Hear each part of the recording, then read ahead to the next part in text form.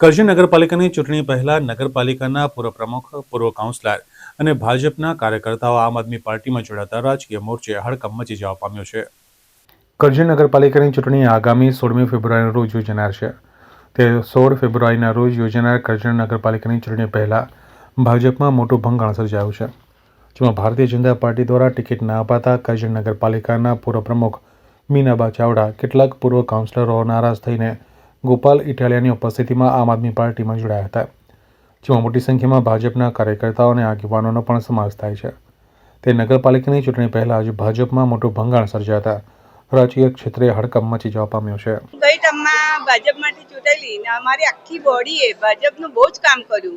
અમારા ભાજપની બોડી બેસાડી અને અમે કામ કર્યું, છતાં મારા કામની કદર નહીં થઈ અને અમને બધાને જ, મને નહીં, મારા માજી પ્રમુખ, અમે બંને માજી પ્રમુખો, કારોબારી ચેરમેન, ટીપી ચેરમેન, ન્યાય સમિતિ ચેરમેન, પૂરી બોડીને ન્યાય નથી મળ્યો અને ટિકિટ નથી મળી. એ માટે અમે આમ આદમીમાં જોડાઈએ છીએ. અમે જે રીતે અમે વિકાસ કર્યો છે ને અમારી જે વિકાસ કરવાની અમારી જે છે, અમે આમ આદમીમાં પણ પાર્ટી અમને મજબૂત કરશે ને અમે એમને મજબૂત કરીશું ને અમે વિકાસ જે બાકીનો છે એ બધો અમે વિકાસ પૂરેપૂરી લગનથી કરીશું.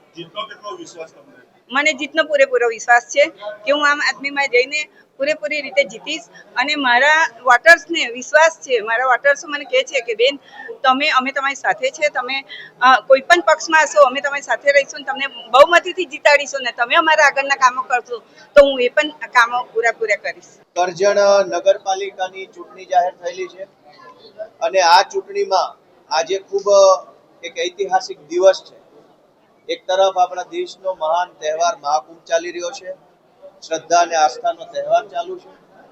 એક તરફ લોકશાહીનો સૌથી મોટો તહેવાર ચૂંટણી પણ ચાલુ છે. એમ બે મોટા તહેવારો આપણા દેશમાં, આપણા ગુજરાતમાં અત્યારે ચૂંટણીના સ્વરૂપમાં અને ઉત્તર પ્રદેશમાં કુંભના સ્વરૂપમાં ચાલુ છે. ત્યારે એક બહુ સારો ઐતિહાસિક નિર્ણય કરજણ નગરપાલિકાના અલગ અલગ સમાજના આગેવાનોએ લીધો છે અને આ બધા આગેવાનો ભૂતકાળમાં ભાજપ સાથે જોડાય અને કરજણ નગરપાલિકાના લોકોની સેવા કરતા હતા, ઘણા વર્ષોથી સેવા કરે છે.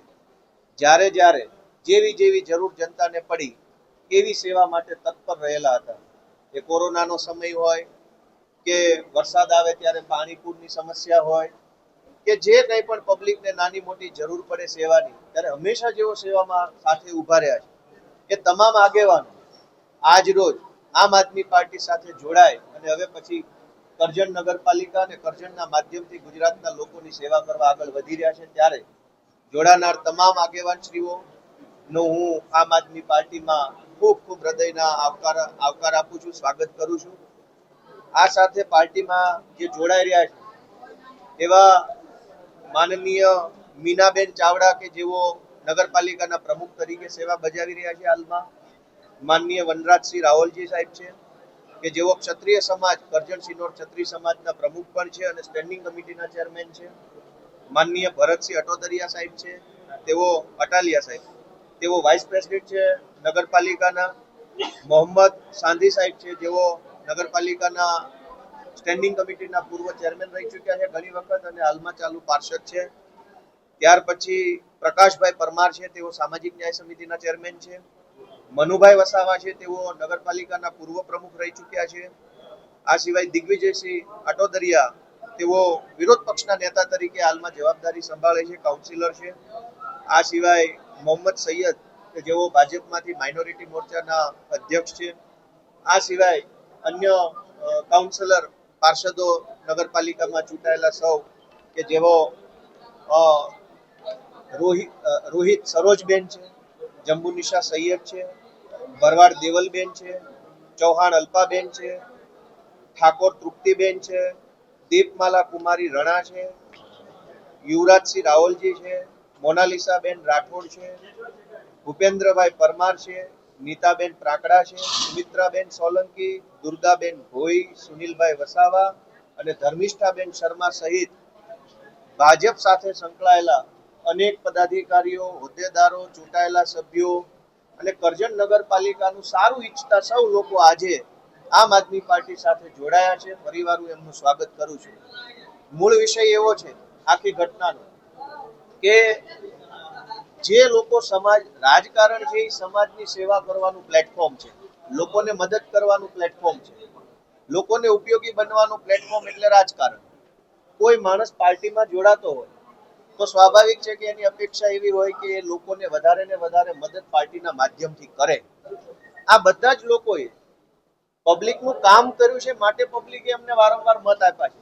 એવું નથી કે એક જ વખત ચૂંટણી જીતી ગયા છે, બે વખત, ત્રણ વખત ચૂંટણી જીતે છે. એનો સીધો અર્થ એવો થાય છે કે લોકોના દિલમાં જગ્યા બનાવી છે. દિલમાં જગ્યા ત્યારે બને જ્યારે લોકોનું કામ કરે. કરજણના લોકોનું કામ કરીને જેણે દિલમાં જગ્યા બનાવી છે, એમની સાથે અન્યાય થાય, એમની સાથે અહંકાર કરવામાં આવે, તાનાશાહી કરવામાં આવે, તો સ્વાભાવિક છે કે કરજણની જનતા એની નોંધ લે. આજે ભાજપના અહંકારની સામે આ સાથીઓ લડવા નીકળ્યા છે, એને હું શુભેચ્છાઓ પાઠવું છું. આપણે અમરેલીની ઘટનામાં જોયું કે એક નિર્દોષ દીકરી સાથે અત્યાચાર થયો, પણ એને ન્યાય આપવામાં ન આવ્યો, ભાજપે અહંકાર કર્યો. વડોદરાની અંદર બોટ દુર્ઘટના બની, નિર્દોષ બાળકો મરી ગયા, ભાજપમાંથી ન્યાય ન મળવા દીધો, કેમ કે સત્તાનો અહંકાર. મોરબીમાં દુર્ઘટના બની, ન્યાય ન મળ્યો, સત્તાનો અહંકાર. તો સત્તાનો અહંકાર એટલો બધો માથે ચડી બેસે, એટલું બધું અભિમાન આવી જાય, તો અભિમાન ઉતારવા માટે પણ કોઈ આગળ આવવું પડે. એમ આજે જે આ ક્રાંતિકારી યોદ્ધાઓ આગળ આવ્યા છે, એમને હું શુભેચ્છા પાઠવું છું. અને મને વિશ્વાસ છે કે ગુજરાતમાં ભાજપનો અહંકાર એને અહંકાર રોકવા માટે, ભાજપના સત્તાનો નશો ઉતારવા માટે તમે જે મશાલ પકડી છે, આ મશાલનો પ્રકાશ આખા ગુજરાતમાં ફેલાશે એવો મને વિશ્વાસ છે.